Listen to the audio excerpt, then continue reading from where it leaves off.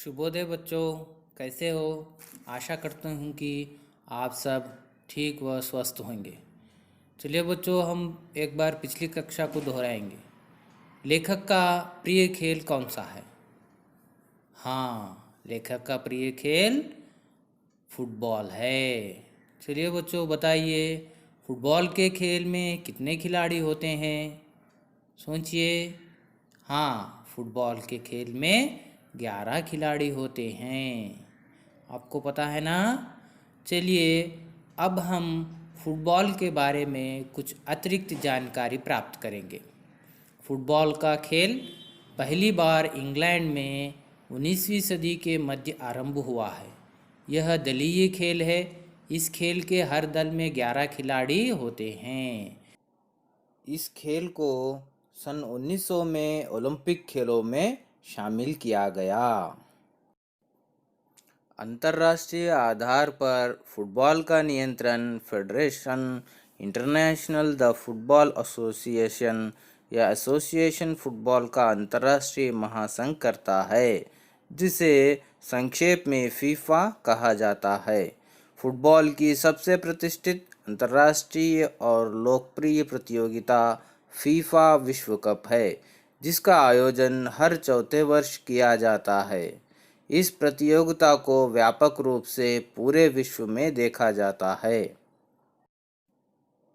चलिए बच्चों, अब फुटबॉल के भाग 2 को पढ़ेंगे। सब लोग अपने अपने पुस्तकें निकाल लीजिए।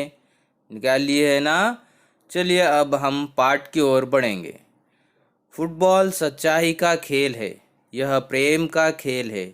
इसमें जो वैर भाव रखे वह खिलाड़ी नहीं। दो पक्ष है, एक जीतेगा और दूसरा हारेगा। इसमें नाराजगी या वैर भाव क्या बात।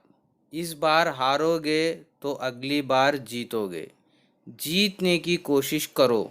विपक्षी अगर जीतता है तो उसके खेल को समझो और उसकी सराहना करो। अपनी हार से भी सीखो और अपनी जीत से भी सीखो।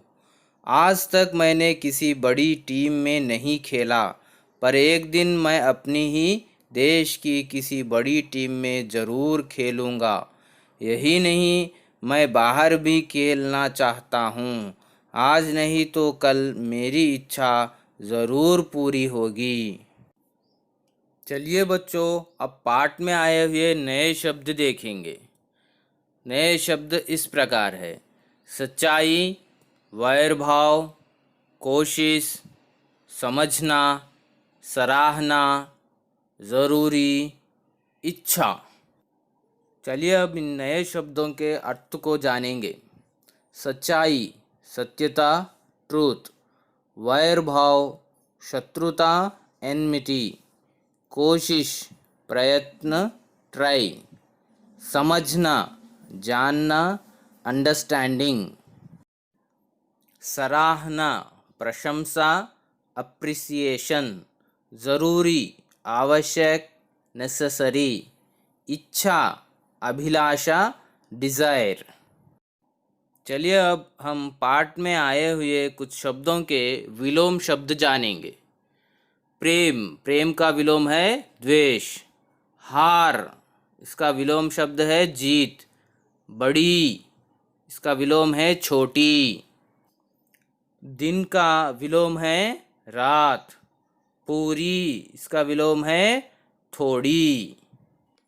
बच्चों, नए शब्दों के अर्थ को और कुछ शब्दों के विलोम शब्दों को जाने हैं ना?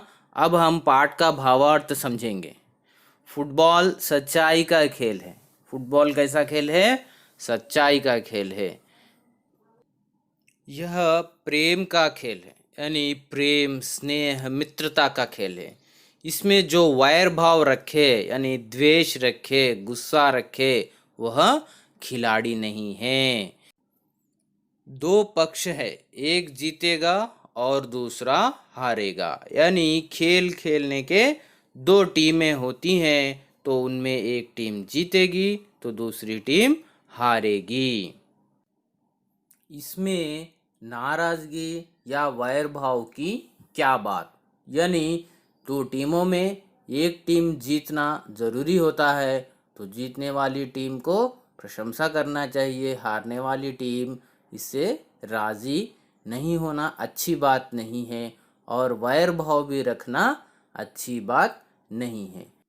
इस बार हारोगे तो अगली बार जीतोगे, यानी खेल में एक बार हारेंगे तो दूसरी बार जीतेंगे। जीतने की कोशिश करो, यानी जीतने का हमें प्रयत्न करते रहना चाहिए।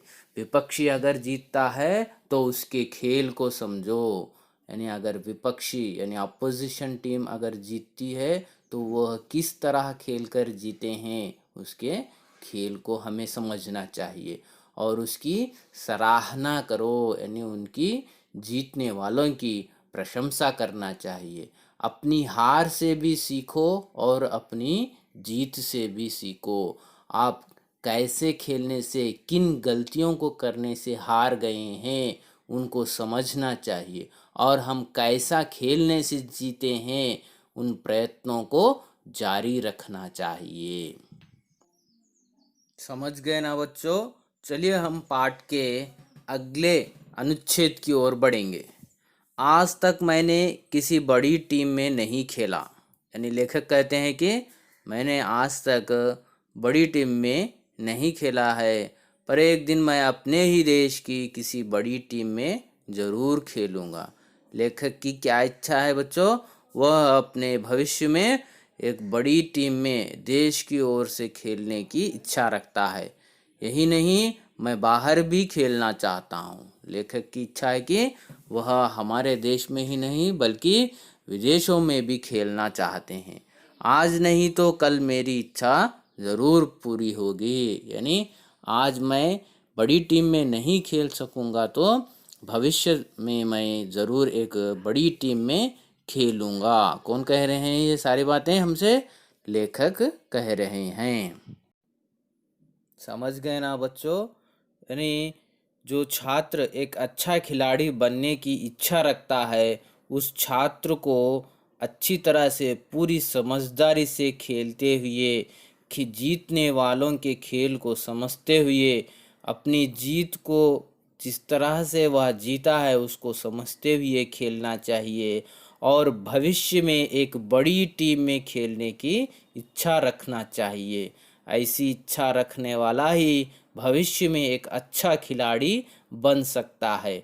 बच्चों, हमारे छात्र जीवन में पढ़ाई के साथ साथ खेलों का भी बड़ा महत्व है। हमारे पढ़ाई के साथ साथ खेल भी खेलते रहना चाहिए। खेलों से बहुत सारे लाभ होते हैं। स्वास्थ्य अच्छा बनता है, शरीर भी दृढ़ बनता है, मानसिक शांति मिलती है और थकान भी दूर होती है। खेलों का हमारे जीवन में बहुत महत्व है। चलिए बच्चों, अब पाठ को एक बार तेलुगु में इसके भावार्थ को समझने का प्रयास करेंगे। ఫుట్బాల్ నిజాయితీ కలిగిన ఆట, ఒక ప్రియమైన ఆట. ఈ ఆటలో ద్వేషము కోపము కలిగినవాడు అసలు ఆటగాడే కాడు. రెండు జట్లు ఆటను ఆడినప్పుడు ఒక జట్టు గెలుస్తుంది, ఒక జట్టు ఓడుతుంది, అది సహజము. ఓడిన వారు దానిని అంగీకరించాలి, అంటే తాను ఓడినటువంటి దానిని ఓడిన జట్టు అంగీకరించాలి. ద్వేషాన్ని కోపాన్ని పెంచుకోవద్దు. ఈసారి ఓడితేనేమి మరోసారి గెలుస్తాము, గెలవడానికి ప్రయత్నించాలి. ఎదుటివారు గెలిస్తే వారి ఆటను అర్థం చేసుకోవాలి. వారు ఎలా గెలిచారు, ఎలా ఆడితే వారు గెలిచారనేటటువంటి దానిని మనము అర్థం చేసుకోవాలి మరియు ఆ గెలిచిన జట్టుని ప్రశంసించాలి, వారిని పొగడాలి, వారిని కంగ్రాచులేట్ చేయాలి. మన ఓటమి నుంచి నేర్చుకోవాలి. మనం ఏ తప్పులు చేయడం వలన ఆటలో ఓడాము అనే దానిని మనము తెలుసుకోవాలి. అదేవిధంగా మనము గెలిచినప్పుడు ఏ విధంగా ఆడితే మనము గెలిచాము అనేటటువంటి విషయాన్ని తెలుసుకోవాలి. రచయిత ఏమంటున్నాడంటే తాను ఎన్నడూ కూడా ఒక పెద్ద జట్టులో ఇప్పటి వరకు కూడా ఆడలేదు. కానీ ఒకరోజు మన దేశం యొక్క ఏదైనా ఒక పెద్ద జట్టులో ఆడుతాను అనేటటువంటి కోరికని కలిగి ఉన్నాడు. అంతేకాదు అతను విదేశాలలో కూడా ఆడుతాను అని అంటున్నాడు. ఇంకా ఏమంటున్నాడు? ఈరోజు కాకుంటే రేపైనా అంటే భవిష్యత్తులో ఎప్పుడైనా ఖచ్చితంగా తన కోరిక నెరవేరుతుంది అనేటటువంటి ఆశను కలిగి ఉన్నాడు. పిల్లలు, మీరు కూడా భవిష్యత్తులో ఒక మంచి టీంలో, ఒక గొప్ప టీంలో అంటే district level, state level, national level, international level టీంలలో ఆడుతాము అనేటటువంటి కోరికను కలిగి ఉండి మంచి ఆటను ప్రదర్శిస్తూ ఆటలో స్నేహభావాన్ని పెంపొందించాలి. అర్థమైంది కదా పిల్లలు? समझ गए ना बच्चों? आप सबको पाठ अच्छी तरह से समझ में आया है ना? आशा करता हूँ कि आप सबको इस पाठ के बारे में पूर्ण जानकारी प्राप्त हुई है। बच्चों, अब आपको इस पाठ से संबंधित अभ्यास कार्य को भी पूरा करना है जो पाठ के पीछे दिया जाता है। अभिव्यक्ति, सृजनात्मकता के प्रश्न और भाषा की बात के प्रश्नों को भी पूरा कर अपनी उत्तर पुस्तिका में लिख लीजिए। और साथ साथ आपको इस पाठ के साथ वर्कशीट भी दी जा रही है, उसको भी पूरा करना है। और ऑनलाइन टेस्ट भी है, उसे भी देखकर पूरा कीजिए। आशा करता हूँ कि आप सब घर पर रहकर स्वस्थ रहेंगे और पाठ के अभ्यास कार्य को पूरा करेंगे। इसी से इस पाठ को समाप्त करता हूँ। धन्यवाद।